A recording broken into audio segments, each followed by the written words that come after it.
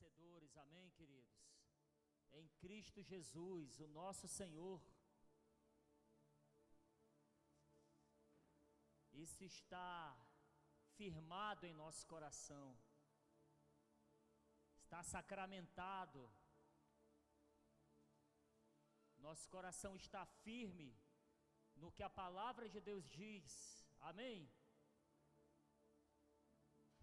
E o que importa é o que ela diz. Ela diz que eu sou mais que vencedor. E ponto final. E nessa fé nós vamos rompendo barreiras. Nessa fé nós vamos saltando muralhas. Em nome de Jesus. Só com Ele podemos vencer. Quantos creem assim?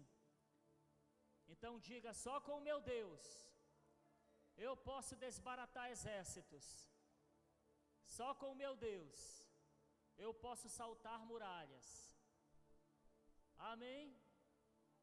Só com Ele, querido. Ele nos dá a condição, a graça para isso. Sem Ele não somos nada. Ah, como é importante alguém entender isso. Como é importante quando alguém entende isso de uma vez por todas, que sem Deus eu não posso nada, e eu não sou nada. Como é importante entender isso. Como é importante. Eu acho que depois de entender, compreender no Espírito, que só Jesus Cristo é o Senhor e Salvador da nossa alma, logo em seguida, o mais importante é entender isso, que sem Ele não podemos e não somos nada. Depois de entender que Ele é o Senhor e Salvador, o único. Aleluia. Não tente viver sem Ele, querido. Não tente, olha, vá por mim. Vá por mim. Eu já tentei viver sem Ele. Eu já tentei. Eu fiz um esforço extremo para viver sem Ele. Eu tentei artimanhas, filosofias no meu próprio entendimento. Tentei, mas pense em alguém que tentou viver sem Deus. Pense, sou eu. E vá por mim. Não deu certo. Não deu certo. Só quebrei a cara. Vá por mim. Não dá certo, querido. Por experiência própria. Não vá nesse entendimento, nessa teimosia de querer viver sem Deus, achando que está tudo bem, achando que não está acontecendo nada demais. Eu estou longe de Deus, mas não está acontecendo nada demais comigo, está tudo bem, eu estou até prosperando, estou até subindo alguns degraus na vida profissional, eu estou indo tão bem, não está fazendo tanto mal assim, eu estar distante de Deus. Engano, mentira do diabo. Mentira do diabo, não vale a pena. É correr atrás do vento. É tudo vaidade. E vaidade é tudo aquilo que é vão. A palavra vaidade deriva de vão, da palavra vão, aquilo que é transitório, passageiro. Ou seja, como disse Salomão, muito bem sabemos, tudo é vaidade. E passa. Sem Deus não dá, amém, queridos? Não dá. Impossível. Nenhum sucesso nesse mundo, nenhum sucesso profissional, empreendedor, nenhum sucesso nesse mundo pode substituir a presença de Deus, pode compensar estar longe de Deus. Nenhum sucesso compensa estar vazio de Deus. Você entende isso? Amém? Então é a segunda coisa mais importante para você e eu entendermos. Depois de entender que Ele é o Senhor e Salvador. Ele é o rio, diga, Ele é o rio de vida. E nós fomos chamados para estar mergulhados nesse rio, envolvidos. Ezequiel 47 fala, ele teve uma visão, o profeta Ezequiel, e ele foi tendo a visão do rio, e a cada revelação que Deus ia trazendo para ele, era o nível de profundidade desse rio, do rio que estava diante dele. Rio nos artelhos, rio nos joelhos, nível do rio nos joelhos, nível do rio nos ombros, e aí o último nível que Deus revelou a ele, um rio profundo, diga, rio profundo, amém? Rio profundo, e nós precisamos estar submergidos, amém? Agora eu falei certo, eu acho que na ministração passada eu falei que nós temos que imergir, foi um equívoco, nós temos que submergir, eu me confundi, é submergir, diga, submergir, no rio de Deus, amém? Envolvidos, está envolvido, mergulhado no rio de Deus, está envolvido na sua glória, na sua presença, e a pessoa que representa a sua presença é o Espírito Santo. Por isso o rio é o Espírito Santo. O rio representa também a sua glória, a sua presença, o mover de Deus em nosso meio. E por onde esse rio passa, por onde esse mover de Deus passa, gera vida. Amém? Eu gosto de assistir muitos documentários da vida animal. Minha esposa, quem mora comigo sabe disso. E aqueles documentários da região da África, da vida selvagem africana. E tem um período de estiagem, de seca, meses sem chuva. E os rios secam lá, em regiões ali. E fica tudo seco, os animais sofrem, meio que quase agonizam, alguns não suportam, morrem de sequidão. Mas aí vem um período de chuva, e os rios começam a surgir, e o rio vai passando, e vai gerando vida. Aquele leito de rio que estava seco, o rio vai vindo, e vai trazendo vida. Imediatamente, queridos, as plantas vão brotando. Incrível.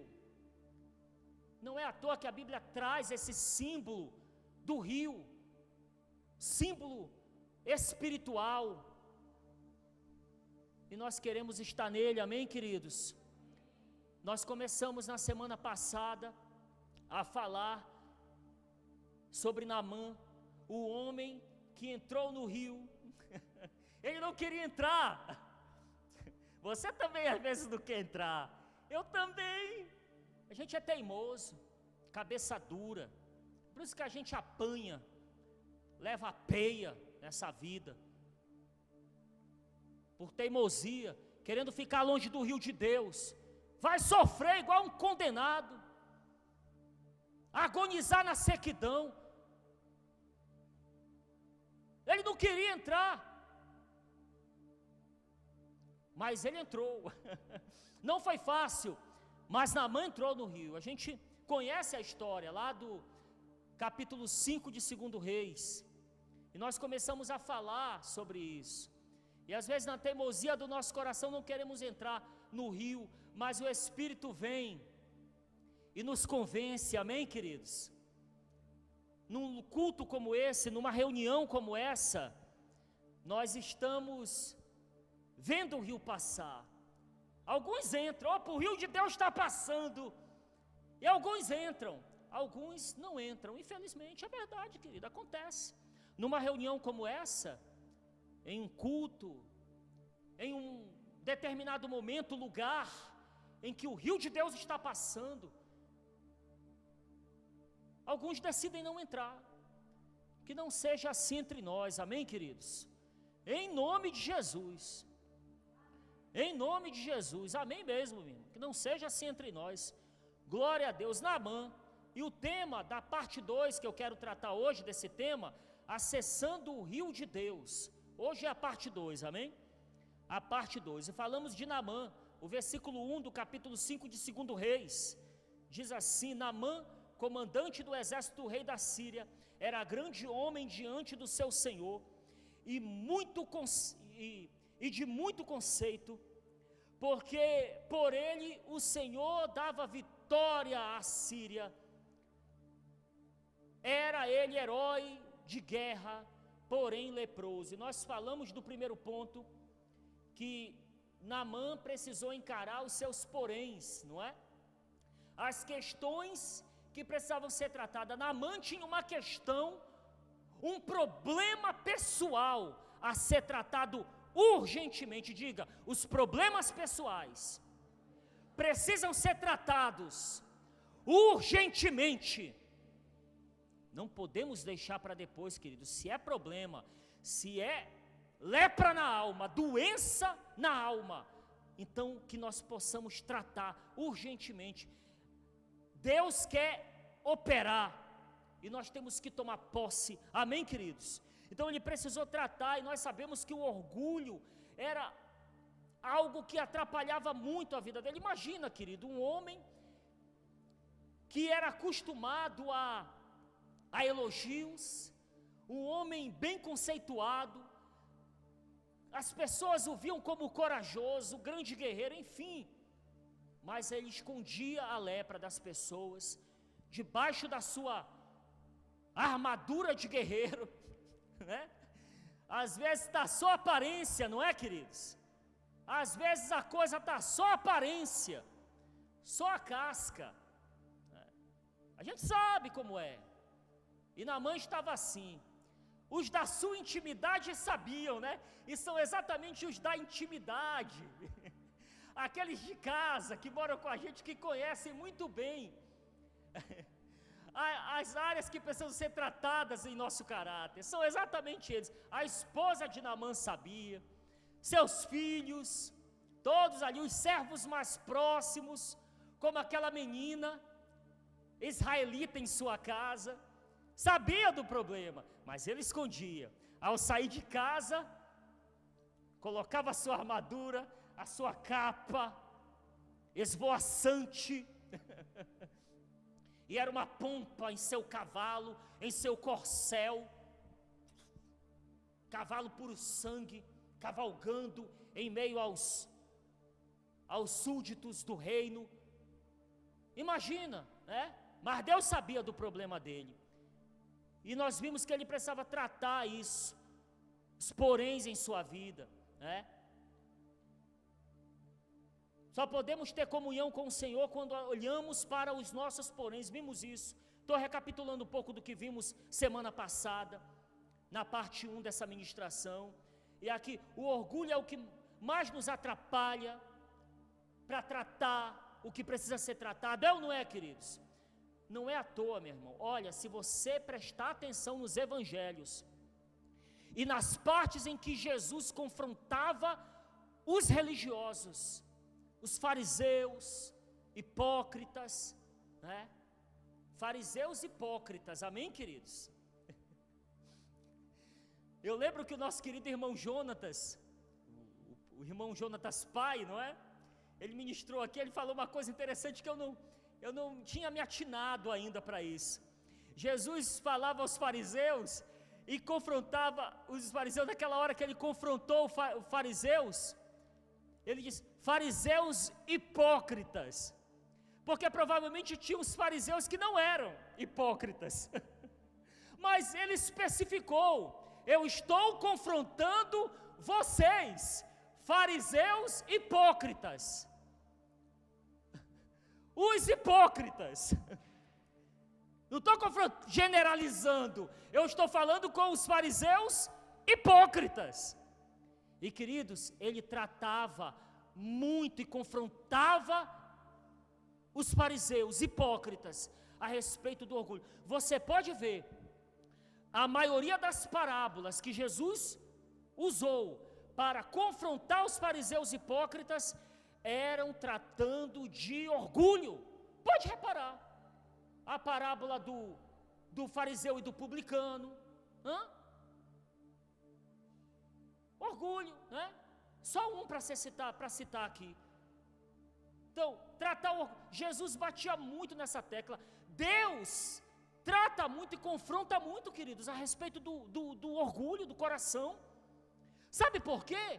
Porque é a única coisa que atrapalha o homem de se achegar a Ele, querido. Porque para o homem admitir que é pecador, e se arrepender, e entender que precisa entrar no rio para ser curado da lepra, ele precisa abrir mão do orgulho, se achar o bonzão, né? Abrir mão disso. Jesus falou dos lugares de honra. Não procure os lugares de honra, não procurem.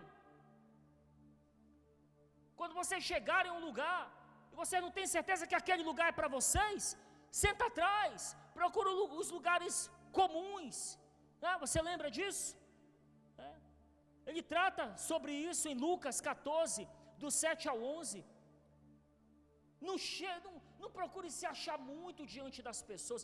Não seja você que se exalte, que se autoelogie, mas sejam os outros que venham lhe elogiar. Não é assim que a Bíblia diz? Sejam os outros que te elogiem, e não você mesmo se autoelogiando, se achando alguma coisa, se gabando de posições, de poder, de qualquer outra coisa, porque não somos nada diante desse Deus, queridos. Precisamos dele. Você entende, querido? E o orgulho nos atrapalha, é a pedra de tropeço que nos faz cair em direção a Deus, quando Deus quer nos alcançar. Não, em nome de Jesus. E aí nós fomos para o ponto 2, abrir o coração para a mensagem de Deus. Vocês estão entendendo, queridos? Reconhecer o que há de errado em nós. Naamã fez isso, e Naamã precisou abrir o coração para a mensagem, para a palavra de Deus, para o que Deus estava orientando ele a fazer. E ele teve que abrir o coração para 3 mensagens, né? E nós vimos que a primeira mensagem é a mensagem de esperança. Diga: há esperança em Deus. Amém? Há esperança.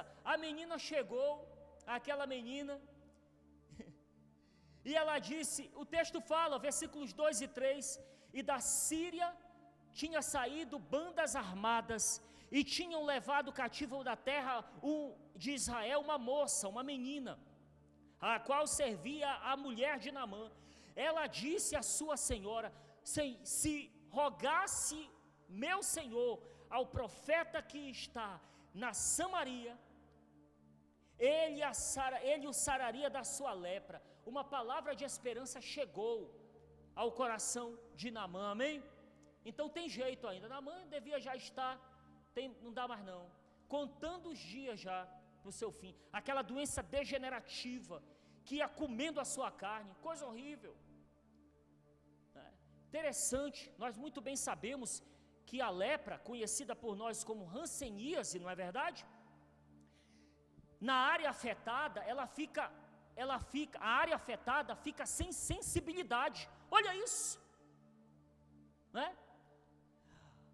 As lepras na alma, às vezes o orgulho, vamos definir logo isso como orgulho. O orgulho nos torna insensíveis, não é verdade?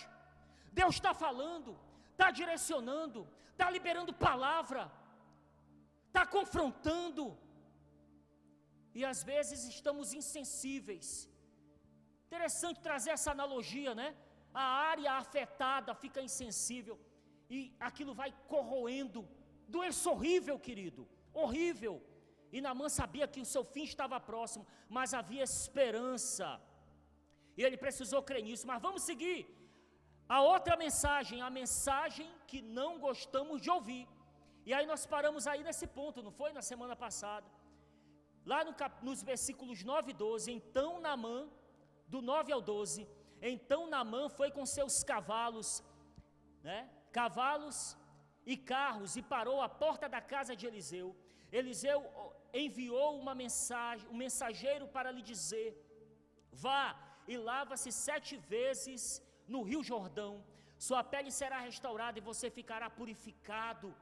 Mas Naamã ficou indignado e saiu dizendo: eu estava certo de que ele sairia para receber-me, invocaria de pé o nome do Senhor, seu Deus, moveria a mão sobre o lugar afetado e me curaria da lepra.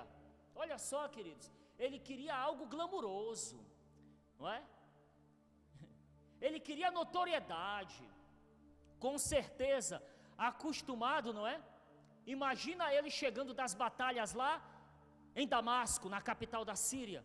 Imagina, Naamã, e a festa para recepcioná-lo, ele e seus soldados, ele montado em seu cavalo, chegando da batalha vitorioso, todo mundo aplaudindo, gritando o seu nome. Naamã, acostumado com pompa, com receptividade, né?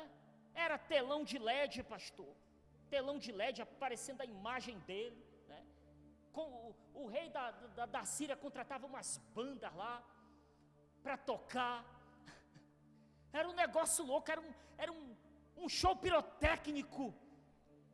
E aí ele chega em Samaria, quer falar com o profeta nem vai lá. Deus estava quebrando Naamã. Deus sabe tratar com gente orgulhosa. Deus sabe, Deus quebrou Naamã todinho, foi esmiuçando a alma dele, quebrou o vaso, sabe, como a Bíblia diz, quebrou o vaso, e estava fazendo de novo, estava esmiuçando aquele homem orgulhoso. Deus sabe tratar com eles. Você entrega para Deus o orgulhoso, alguém que te humilha, entrega para Deus. É assim que a gente costuma dizer: eu vou entregar esse homem para Deus, eu vou entregar essa pessoa para Deus. Ele é orgulhoso, ele me humilha, ele humilha as pessoas, ele se acha melhor que os outros. Eu vou entregar para Deus. Deus, te apresenta a vida dessa. Aí Deus diz: deixa comigo, eu sei como é que eu vou fazer, deixa comigo. Eu vou tratar com ele direitinho. Eu sei como tratar com o orgulhoso, eu sei como quebrar ele todinho, não para destruí-lo, mas para ele reconhecer que ele precisa de mim, que ele precisa das pessoas, que ele não é mais que ninguém. O servo de Eliseu chegou lá: Eliseu, mestre, você não sabe quem está aí. Quem? Naamã, o general campeão das batalhas da Síria, ele está aí na porta. Se Eliseu fosse outro, hein? Meu Deus, vestir uma roupa melhor aqui, rápido. Você não ofereceu nenhuma água para ele? Que coisa! Eliseu só fez dizer: fala para ele mergulhar lá no Rio Jordão. Mas o senhor não vai lá falar para a pessoa? Não, fale você. Fale você. Meu irmão, ele ficou furioso. Era a mensagem que ele não queria ouvir. A mensagem que ele não queria ouvir. Deus estava quebrando aquele homem. Eu queria que o profeta chegasse aqui, estendesse a mão, e relâmpagos, trovões viessem, e um negócio sobrenatural. E ele me manda mergulhar no rio, e no rio barrento. A água lá dos rios, lá da minha cidade, são melhores, águas cristalinas. Ele me manda ir para o Rio Jordão. Segundo estudiosos dizem que, principalmente nessa época, o Rio Jordão era barrento, né? Assim, eu fiz uma pesquisa, e de repente, né, ele sentiu repulsa em entrar naquelas águas, orgulhoso, quase perde a bênção, meu irmão, por causa do orgulho. Orgulhoso, mas Deus estava quebrando ele. Nós já falamos disso, né? Entendemos muito bem isso. Olha só, tem uma trajetória aqui, presta atenção aí. Você, eu ainda nem falei com você, meu querido, né? Você que está nos acompanhando aí pela internet, nem falei com você ainda, me desculpe. Glória a Deus pela sua presença aí, meu irmão, minha irmã. Você que está acompanhando aí pela internet, vai recebendo para o seu coração essa palavra, que eu já estou recebendo aqui. Amém? Olha só, a a gente começa a ver uma trajetória aqui, um estágio desse processo todo, ó. Deus estava quebrando ele, quebrando o orgulho de Naamã. Preste atenção aqui comigo, por favor. Deus estava expondo o estado de Naamã, né, a todos. A partir daquele momento em que ele se dirigiu a Samaria, ele estava se expondo, né, se expondo ao rei de Samaria, ao rei de Israel, se expondo a um rei, né, rei de outra nação, expondo, e o rei de Israel, de repente pode até ter ficado abismado, que Naamã está leproso, general Naamã, que ele recebeu uma carta, em que o rei da Síria cobrava o rei de Israel para curar o seu general. É bem interessante e engraçado esse momento. Mas vamos lá, exposição, diga exposição. Deus faz isso. Deus expõe a lepra dos orgulhosos, os defeitos, para quebrar o orgulho. Deslocamento, uma viagem de Damasco até Samaria, uma viagem longa, cerca de 300 quilômetros, a cavalo, dias de viagem, se deslocar naquele estado, a cavalo, do jeito que ele estava, dor, sofrimento, até Samaria, onde estava o profeta. Deslocamento, a ausência de pompa, como já vimos, a exposição aos seus servos, não é? A mensagem que ele não queria ouvir, com certeza, queridos. A mensagem que ele não queria ouvir, que não gostamos de ouvir. Mas vamos lá, finalizando. A mensagem de despertamento. Amém, queridos? Mensagem de despertamento. Ele ouviu essa mensagem. Ele estava já indo embora. Ele disse: não vou entrar no rio. Não vou entrar nesse rio. Mas olha só que lindo, queridos. Olha só para a gente fechar bonito aqui, ó. Presta atenção. Os versículos 13 e 14. Mas os seus servos lhe disseram: meu pai, meu senhor, Naamã, se o profeta lhe tivesse pedido alguma coisa difícil, o Senhor não faria? Quanto mais, quando ele apenas lhe diz para que se lave e seja purificado. Assim ele desceu o Jordão. Diga, ele desceu. Diga, ele desceu. Amém? Desceu o Jordão e mergulhou 7 vezes, conforme a ordem do Senhor Deus. Ele foi purificado, a sua pele tornou-se como a de uma criança. Aleluia, querido. Ele recebeu a mensagem de despertamento, a mensagem de esperança. Diga, mensagem de esperança, a mensagem que não queremos ouvir, amém?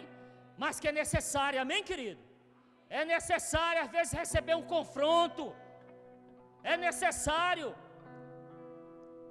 E a mensagem de esperança, de despertamento. Naamã estava adormecido no orgulho naquele momento, quase perdendo a bênção. Mas quem chegou com eles e liberou uma mensagem de despertamento? Os seus servos, que estavam acompanhando ele, dizendo: Naamã, se o profeta tivesse pedido uma coisa complicada, mas ele pediu para você apenas entrar no rio, Naamã. Entra nesse rio, desce o rio, desce o rio, sai desse pedestal, sai dessa pose, Naamã. Sai dessa pose, dessa bossa. Entra no rio de Deus. Entra no rio de Deus. Até quando você vai ficar nesse vazio, nessa vida perdida? Entra no rio de Deus. Não é complicado. A coisa que você tem que fazer não é complicada, é simples. Apenas entre no rio e receba a bênção, o milagre. Vá lá, Naamã. Naamã, e Naamã decidiu ir, queridos. E ele foi, e mergulhou uma, e mergulhou duas, e três, e quatro, e cinco, e seis, e 7 vezes no rio. E cada vez que ele ia mergulhando, com certeza, querido, o seu ego, o seu egocentrismo, os seus achismos, suas opiniões meramente humanas, sem base, foram sendo quebradas. Foi purificado, pele nova, vida nova, entendimento novo, libertação, aleluia, aleluia, purificado. E ele declarou, lá no versículo 15, então Naamã e toda a sua comitiva voltaram à casa do homem de Deus. Ao chegar diante do profeta, Naamã lhe disse: agora eu sei, que não há Deus em nenhum outro lugar, senão em Israel.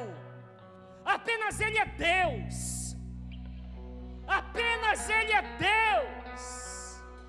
Se isso não definia, se isso não oficializava que o orgulho no coração dele havia se quebrado, então não sei de mais nada, querido.